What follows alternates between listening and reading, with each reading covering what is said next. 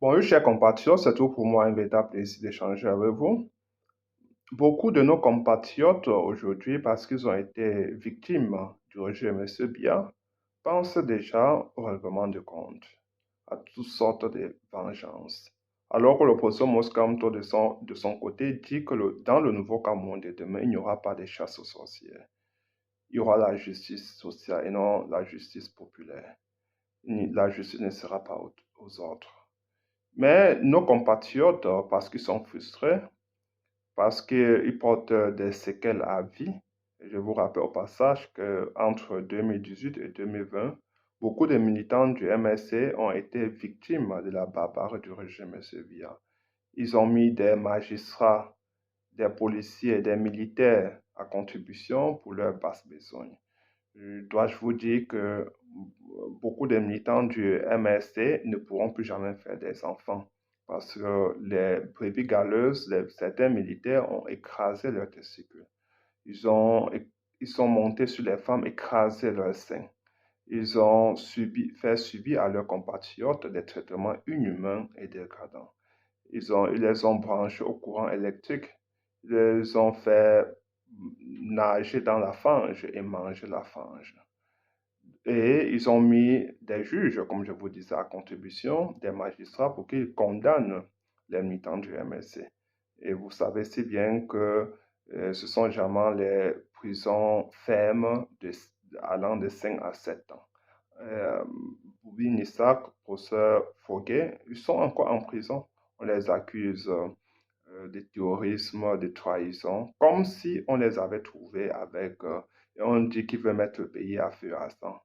Le régime, même en absence de preuves matérielles, en a fabriqué des preuves farfelues.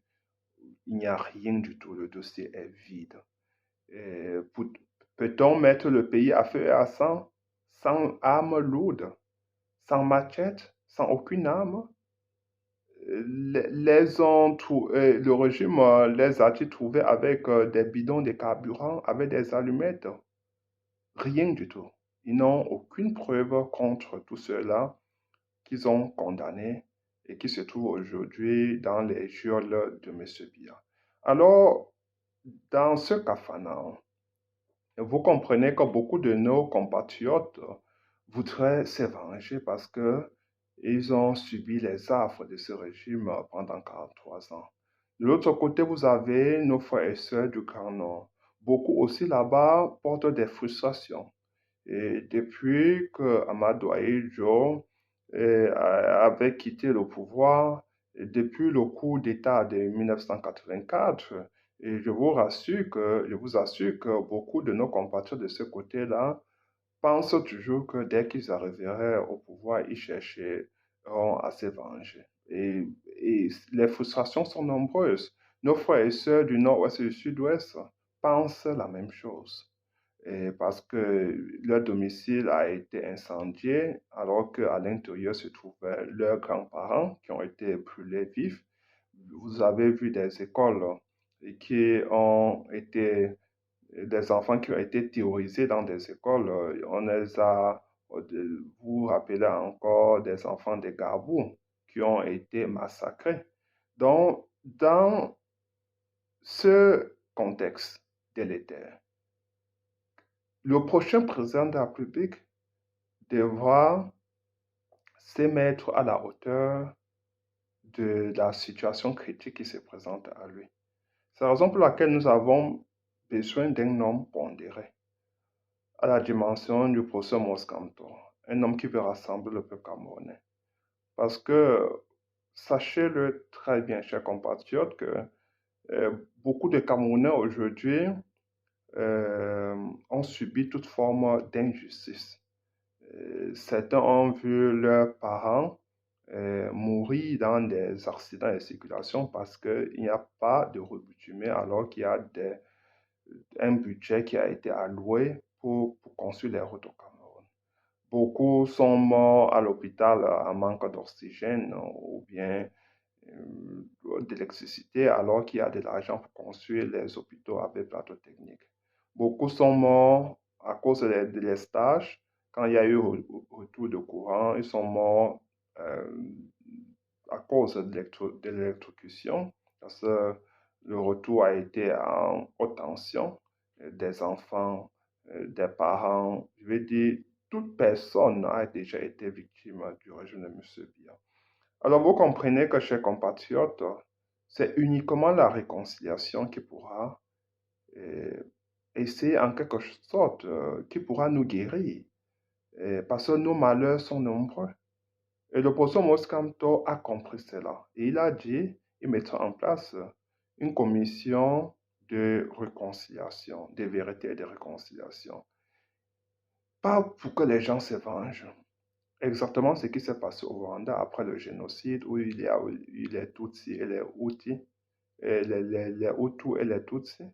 Et exactement ce qui s'est passé là-bas, où on a mis une commission en place de vérité et de réconciliation pour que les bourreaux se mettent face à face avec leurs victimes et que leurs victimes essaient de se libérer. Et leurs victimes doivent, en quelque sorte, mes chers compatriotes, doivent exprimer leur désarroi, leur souffrance. Les victimes doivent poser les questions à leurs bourreaux. Et certains vont dire aujourd'hui, je ne parviens pas à avoir des enfants parce que vous, là, vous avez écrasé mes testicules. Pourquoi l'avez-vous fait? Et les bourreaux doivent essayer d'expliquer qu'est-ce qui s'est passé, pourquoi ont-ils fait ça. Ils doivent essayer, en quelque sorte, de faire en sorte que ces victimes-là parviennent à guérir. Les plaies sont encore ouvertes, les plaies sont encore béantes. Et c'est très difficile. Il faudrait que les victimes s'expliquent. Les femmes poseront la question de savoir pourquoi pourquoi es-tu monté sur mes seins, écrasé mes seins? Pourquoi as-tu fait ça? Qui t'a envoyé faire ça? Certains qui ont été branchés au courant électrique, qui ont vu un côté de leur corps mourir à cause de cela, ces gens doivent s'exprimer. Et les bourreaux devront apporter des réponses. Et les parents de ceux qui sont morts dans les hôpitaux ou bien dans les prisons, parce que vous avez vu certains de nos compatriotes enchaînés dans les hôpitaux et certains ont fini par mourir, par donner de leur vie pour cette lutte noble qui est celle de la libération de notre pays. Et leurs parents, leurs proches devront poser des questions aux bourreaux, ceux-là qui soumettent leurs compatriotes à des traitements inhumains et dégradants. Comme même des criminels de guerre ne sont pas traités de cette façon-là. C'était entre 2018 et 2020, c'était de la barbarie. C'était de la torture systématique contre les militants du MSC. Donc vous comprenez, chers compatriotes, que en ce moment-là, il y aura des juges, des magistrats qui ont été mis, qui ont été mis à contribution pour, pour ce jeu, pour cette histoire macabre. Ceux-là qui ont condamné les militants du MS alors que tout était vide. Et ça ne doit pas seulement être l'histoire de 2020 et 2025, ça doit être une histoire beaucoup plus profonde. Et on doit aller repasser, il faut guérir. Je veux dire que la constitution d'une nation, c'est fait avec des imperfections. C'est la raison pour laquelle le professeur Moskamto pense toujours que il faudra que nous puissions nous réconcilier. On ne doit plus se regarder en chair de faïence. Et c'est quand les victimes vont s'exprimer que un début de réconciliation sera possible. Et vous comprenez que, mes chers compatriotes, Moskamto, dans sa vision, c'est que il faut que le peuple camerounais soit uni. S'ils ne sont pas unis, c'est tout simplement impossible de développer notre pays. Ça, c'est la finalité, ça, c'est l'idéal, tant recherché par lui. Le peuple camerounais doit être réconcilié. Et le monde aujourd'hui fait face à une compétition internationale rude. C'est difficile. Et un peuple qui avance à rang dispersé ne peut pas y répondre, ne peut pas faire face à ces grands défis, ne peut pas être à la hauteur des grands enjeux d'aujourd'hui et demain, comme je le dis toujours. Nous avons intérêt à nous mettre ensemble et certainement converger vers la même direction pour développer notre pays. Donc ça, c'est le sens de la lutte de Maurice Kamto. Ça, c'est pourquoi il veut que le vivre ensemble ne soit plus tout simplement un slogan, mais que ça soit une réalité. Mais cela va passer par la réconciliation nationale. Tous les Camerounais sont frustrés. Nos frères et sœurs du Nord et du Sud-Ouest sont frustrés. Nos frères et sœurs du Grand Nord sont frustrés parce que le régime M. Biya, pour punir Amadou Ahidjo, les a abandonnés complètement. Il y a un décrochage économique par rapport aux autres régions de notre pays. Il faudra réconcilier les Camerounais, rassembler les Camerounais. Parce que c'est quand nous allons mutualiser nos forces que nous pourrions être plus compétitifs et que nous pourrions être capables de développer notre pays. Mais je vous dis qu'aujourd'hui, les Camerounais portent des traumatismes qu'il faudra guérir. Il faudra accompagner les Camerounais, que ce soit les victimes ou les bourreaux. Parce que quand vous voyez ce qui se passe dans les régions et du sud-ouest, c'est terrible. Les populations sont tétanisées chez elles, elles sont bloquées, elles ont vu le sang, elles sont déplacées, elles ont été déplacées, distribuées dans toutes les régions de notre pays. Certains sont au Nigeria voisin, ou dans le grand nord de notre pays. Boko Haram fait des incursions tous les jours et nous voyons des exactions quand cette nébuleuse passe.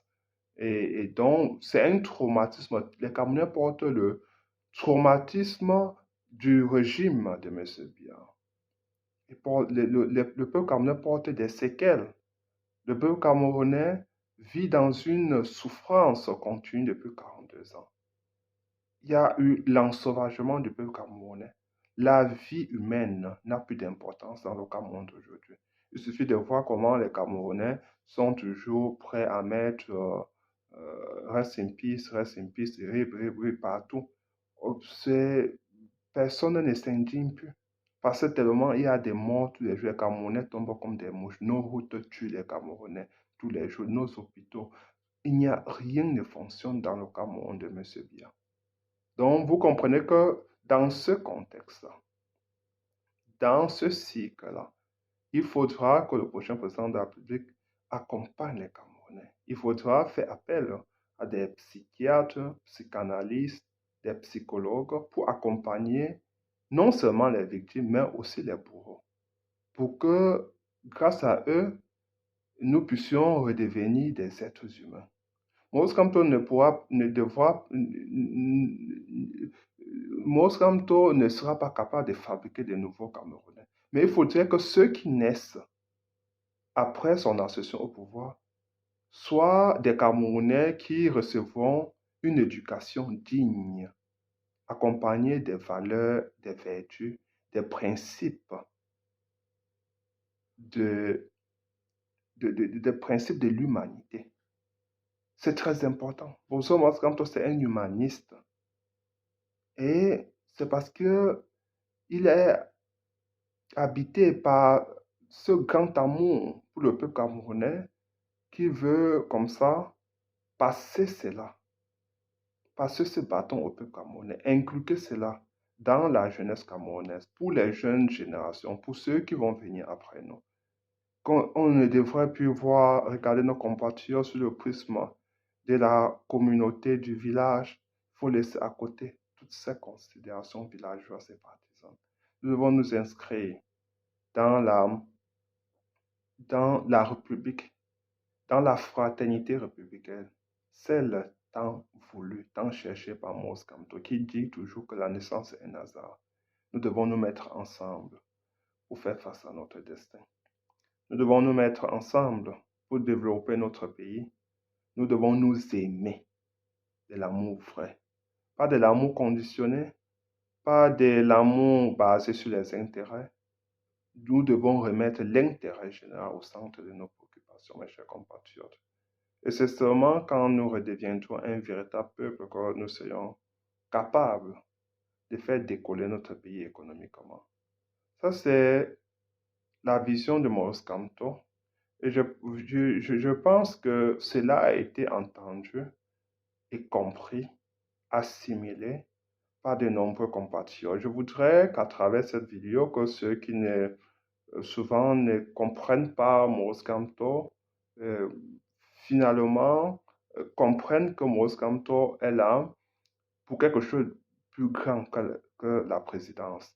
Il veut installer les jalons d'une nouvelle république, d'un nouveau Cameroun, où il fait beau vivre, où les Camerounais s'aiment, où les Camerounais euh, sentent qu'ils appartiennent à la même famille. Et appartenir à la même famille veut dire que les ressources de notre pays sont partagées équitablement. Veut dire que nos compatriotes sentent qu'ils sont bien traités par l'armée, par la justice, que l'économie décolle et qu'on redonne de la place à tous les enfants de notre pays, que les jeunes ne soient plus instrumentalisés pour des fins politiques, mais que des jeunes participent à la construction nationale, au développement de notre pays et à l'édification du nouveau Cameroun. Tant cherché par le professeur Moskamto. Mes chers compatriotes, je vous prie de partager massivement cette vidéo. Surtout, abonnez-vous. N'oubliez pas de partager pour tous nos compatriotes. Le sort qui sera réservé au bourreau du peuple camerounais sera tout simplement un sort d'amour, de réconciliation. Parce que un pays se construit toujours avec ses imperfections. C'est une lutte de longue haleine. Nous devons faire avec accepter la réalité. Même ceux qui ont le sang sur la main, nous devons les accepter pour pour bâtir le nouveau Cameroun. Il faut faire avec. C'est comme ça que les grandes nations se construisent. Mes chers compatriotes, c'est ainsi, il n'y aura pas de chasse aux sorcières, il n'y aura pas de vengeance, il n'y aura pas tout ça. Il n'y aura pas cette vague de règlement de compte tant cherchée par certains. Mais ça, c'est la posture de Maurice Kamto. C'est une posture officielle. Il a toujours dit qu'il protégera M. Biya. M. Biya méritera sa pension. Il aura sa pension, où il recevra ses indemnités de l'ancien président de la République. Il aura une protection, il recevra une protection pour le reste à vie, il va dire pour le reste de sa vie, il aura la garde, une garde rapprochée pour le reste de sa vie, comme ancien président de la République. Ça, c'est la vision de Maurice Kamto. C'est très important. Il va protéger la famille de monsieur, bien protéger tous ses enfants. Ça, c'est le sort qu'il réserve à monsieur Biya. Ça, c'est le sort qu'il réserve à ses compatriotes. Que même comme nous avons été leurs victimes, nous ne devons pas nous inscrire dans cette barbarie, mais plutôt nous devons prôner l'amour. L'amour, pas seulement à travers les mots, mais surtout à travers les actions. Mes chers compatriotes, je m'arrête à ce niveau et je vous prie de partager cette vidéo. Faisons chorus autour de cet homme-là. Nous ne devons pas perdre l'opportunité parce que si c'est quelqu'un d'autre qui arrive au pouvoir, qui ne soit pas Maurice Kamto, je vous assure qu'il y aura un bain de sang au Cameroun. Il y aura une avalanche, je vais dire, de vengeance et de règlement de comptes parce que beaucoup de Camerounais ne pensent pas comme Maurice Kamto. Même beaucoup de Camerounais qui sont avec Maurice Kamto ne pensent pas comme lui. Nous avons besoin de ce leadership-là, d'amour. Je dis que Maurice Kamto, c'est l'homme le plus pondéré qui puisse prendre le pouvoir aujourd'hui. Si c'est quelqu'un d'autre, même quelqu'un du régime, je vais dire même, c'est même l'un des turiféraires du régime, M. Biya, nous risquons d'avoir une guerre civile au Cameroun. Même si c'est quelqu'un, je vais dire n'importe quelle autre personne, nous risquons d'avoir un bain de sang au Cameroun. Nous avons intérêt à nous regarder et à savoir que nous devons de nouveau nous aimer. Et cela va de notre propre existence pour construire la nation camerounaise, pour nos enfants, pour nos petits-enfants. Si nous voulons que le Cameroun devienne un pays où il fait beau vivre, un pays d'amour, de prospérité partagée, nous avons intérêt, chers compatriotes, à travailler ensemble, à nous aimer, laisser l'hypocrisie à côté, à ne plus soumettre nos compatriotes à des tortures, à des traitements inhumains et dégradants. Nous devons savoir que nous devons mettre fin à cela, à la justice aux autres. Nous devons prôner la paix, la justice sociale. C'est cela, il faut mettre fin à la barbarie. Il faut mettre fin. En 43 ans, nous voyons des gens disparaître tous les jours, des règlements de compte, des enlèvements extrajudiciaires. Cela ne peut plus continuer. On trouve des corps partout, des corps, des gens qu'on a enterrés vifs partout. Nous ne pouvons pas accepter de vivre dans un tel pays. Bon sang. Qu'est-ce que nous sommes devenus? Je m'arrête à ce niveau, chers compatriotes. Partagez ma cette vidéo et surtout, abonnez-vous. Ciao.